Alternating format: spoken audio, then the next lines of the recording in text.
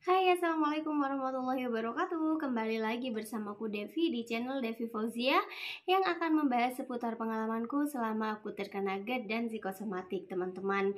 Jadi banyak hal yang sudah aku sharing ke kalian, terutama tentang hal yang tidak enak yang kita rasakan selama kita terkena GERD dan psikosomatik, sensasi-sensasi, gejala-gejala fisik yang kita rasakan selama kita terkena GERD dan psikosomatik ya. Jadi banyak hal sensasi-sensasi yang kok sepertinya kayak gini ya penyakit ini gitu ya teman-teman ya, karena sensasi-sensasi yang muncul itu tiap hari gantian, datang dan pergi gitu, dan tidak awam ya. Dulu kita tidak rasakan itu, jadi itu mungkin menjadi penyebab kenapa kita sampai kayak ada apa ini mau mati atau ini penyakit yang parah gitu ya teman-teman ya, karena memang sensasi-sensasi itu timbul dari ujung kepala sampai ujung kaki kalau aku teman-teman dulu. Jadi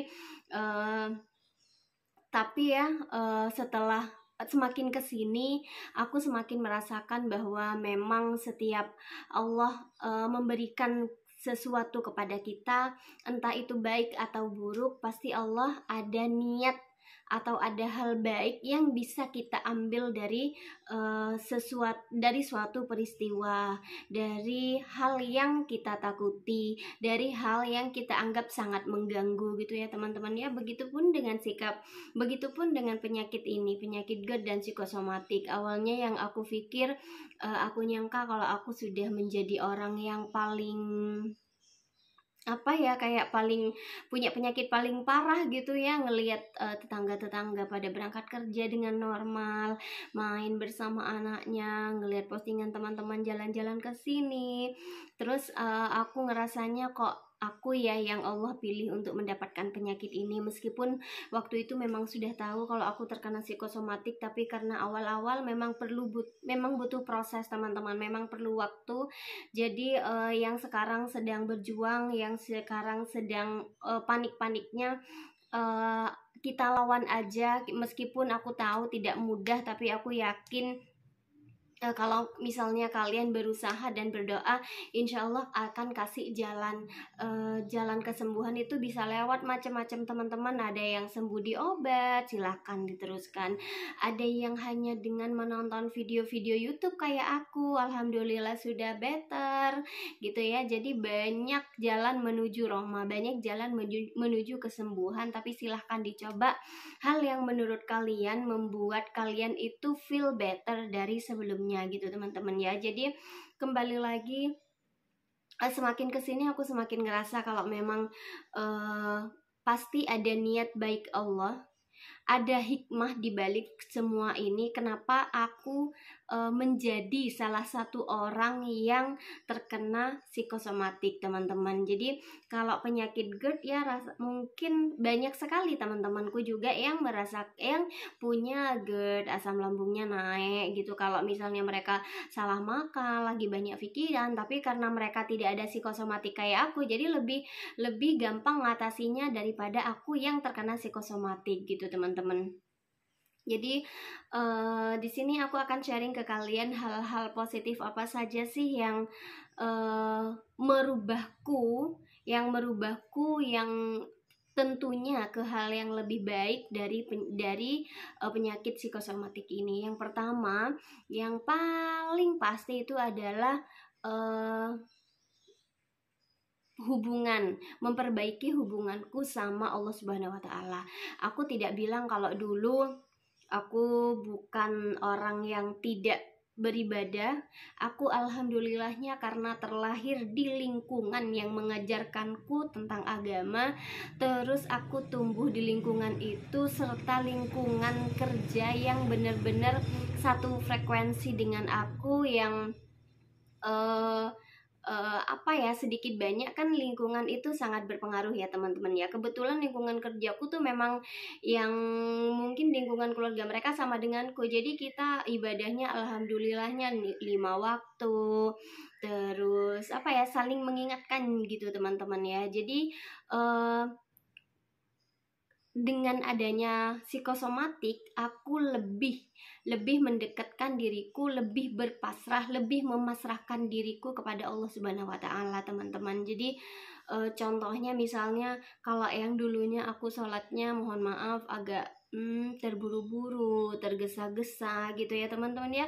Sekarang lebih pelan-pelan, lebih menikmati prosesnya, lebih dihayati bacaan-bacaan sholatnya gitu teman-teman ya, berdoanya lebih lagi. Kalau dulu selesai sholat kayak cuma baca doa untuk orang tua, sekarang lebih lengkap doanya. Itu mungkin apa ya, hal yang aku rasakan ketika aku terkena psikosomatik, karena kita memang ketika kita tidak berpasrah, kita tidak punya pegangan teman-teman. Jadi memang harus berpasrah, serahkan dah tubuhnya sama Allah Subhanahu wa taala. Jadi aku semakin dekat lagi alhamdulillahnya hubunganku sama Allah gitu ya, entah dari sholatku yang sudah mulai aku lebih fokus lagi sholatnya, terus memperbanyak zikir, terus menambah yang sunnah, terus ngaji gitu teman-teman ya. Jadi poin pertama itu kayak mungkin beberapa tahun aku mulai lalai, karena kalau aku dulu kebetulan backgroundnya alhamdulillahnya karena tumbuh di keluarga yang beragama. Jadi SMA itu aku mondok teman-teman. Jadi selama di pondok kan ini ya kehidupan pondok, benar-benar yang kayak sholat harus jamaah, habis sholat ngaji bareng, terus puasa sunnah gitu ya teman-teman. Nah setelah aku kuliah lulus berumah tangga, karena kesibukan duniawi yang ngerasa sibuk sekali, akhirnya lalai dengan Tuhannya, lalai dengan Allah Subhanahu wa taala. Mungkin ini merupakan teguran bagi Allah. Oh, kamu kok mulai lalai ya? Kamu kok ini tidak seperti dulu lagi ibadahnya. Yuk. Akhirnya Allah kasih suatu penyakit yang membuatku itu sadar kalau misalnya kita memang harus menomorsatukan Allah Subhanahu wa taala, karena memang tidak ada lagi yang bisa membantu kita dalam hal sesulit apapun kecuali Allah Subhanahu wa taala gitu ya teman-teman ya. Jadi poin positif yang pertama yaitu memperbaiki hubunganku dengan Allah Subhanahu wa taala. Yang kedua, aku menjadi manusia yang lebih bersyukur lagi, benar-benar karena beberapa bulan terakhir, beberapa tahun terakhir aku ngerasakan tersiksanya dengan psikosomatik ini, gejala-gejala yang muncul, sensasi-sensasi yang ada di dalam tubuh kita. Jadi ketika kita tidak diberikan sensasi satu hari, tidak merasakan sensasi satu hari saja, itu kalau aku sudah bersyukur, ya Allah alhamdulillah gitu ya, benar-benar hari ini tidak merasakan sensasi-sensasi yang menakutkan gitu ya teman-teman ya. Jadi itu membuatku lebih bersyukur lagi tentang hal apapun, terutama kesehatan teman-teman. Jadi masih diberi kesempatan untuk berangkat kerja dengan sehat, terus anak-anak tumbuh dengan sehat, suami alhamdulillah, orang tua juga masih sehat gitu ya. Jadi kalau aku dulu ketika awal-awal kan berbagai sensasi banyak sekali, tidak ada benarnya ya, mulai dari tenggorokan yang sakit, susah nelen, terus sering banget berdahak, dahaknya itu dahak yang parah banget teman-teman.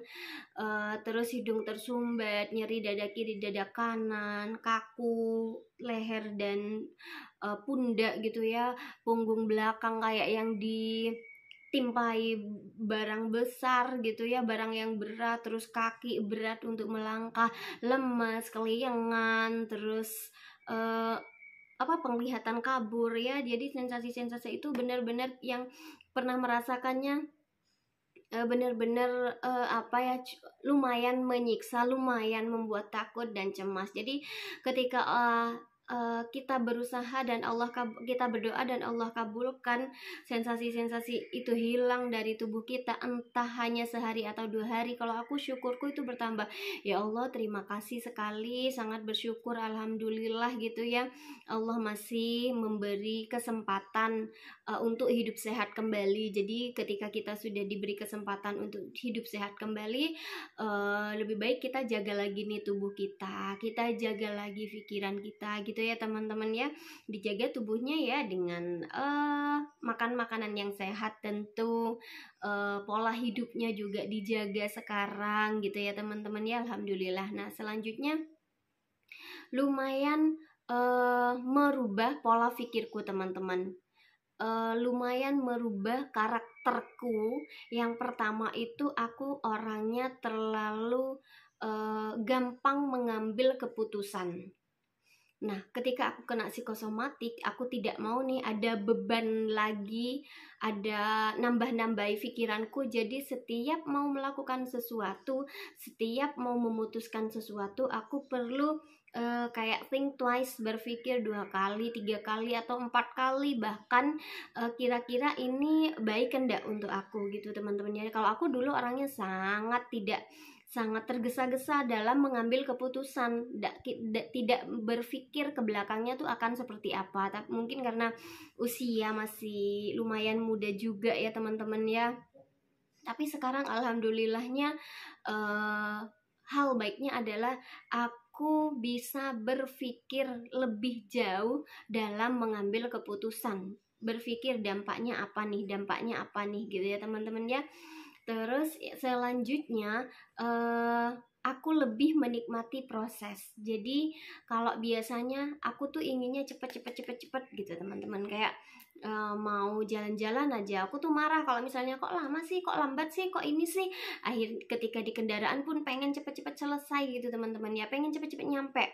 Dan tidak menikmati proses, tidak menikmati perjalanan gitu. Nah, jadi aku sekarang lebih calm down, lebih sabar lagi, lebih menikmati proses gitu istilahnya teman-teman.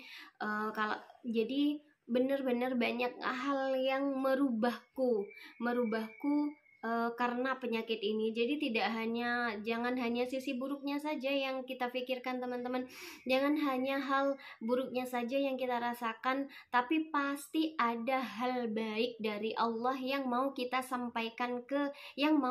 Allah sampaikan ke kita dari penyakit ini gitu ya teman-teman ya. Dan masih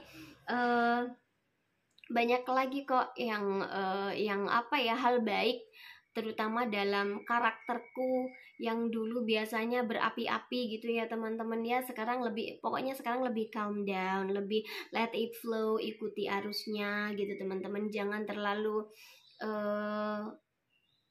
terlalu ambis juga, karena ketika kita tidak bisa meraihnya, akhirnya membuat kepikiran lagi. Kalau sudah kepikiran, asam lambungnya naik, muncul sensasi, psikosomatiknya datang lagi gitu kalau menurutku teman-teman. Jadi ini adalah sharing pengalamanku yang aku rasakan ya, hal positif yang terjadi di aku yang merubahku karena penyakit psikosomatik. Semoga teman-teman juga bisa mengambil hikmah dari apa yang terjadi pada teman-teman saat ini, entah hal buruk entah hal baik ya.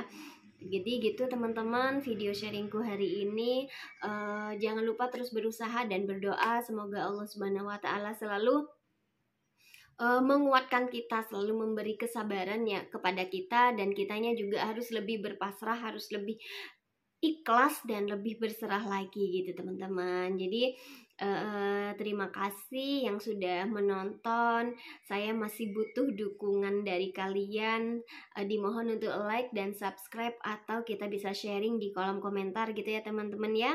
Jadi sampai sini dulu videoku hari ini. Wassalamualaikum warahmatullahi wabarakatuh.